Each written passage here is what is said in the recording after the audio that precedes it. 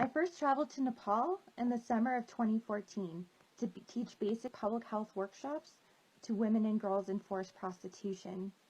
Now, this experience, for me, was life-changing. Despite seeing some of the very worst examples of inhumanity and cruelty and human rights abuse, it was also an opportunity for me to see amazing examples of resilience and hope.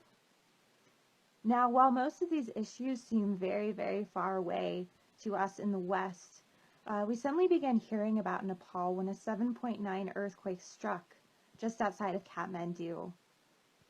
What I knew, given my previous experience in Nepal, was that my current plan for a women's health program was going to be very, very difficult in the epicenter of the quake zone.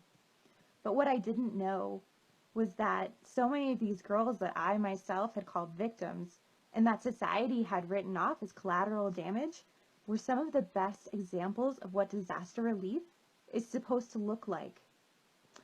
Now, I want to share with you my amazing experiences in Nepal for 3.5 months following one of the largest disasters to hit this Himalayan country.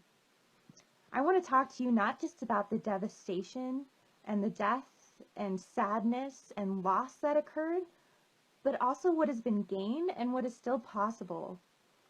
Natural disasters take a tremendous toll on a country, and one such as Nepal, that is already one of the poorest countries in the world, is certainly struggling. But this is also an opportunity.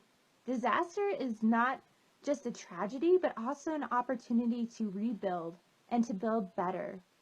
I want to talk about the possibilities for Nepal to begin to break down traditional gender lines by looking at women's involvement in rebuilding following a natural disaster.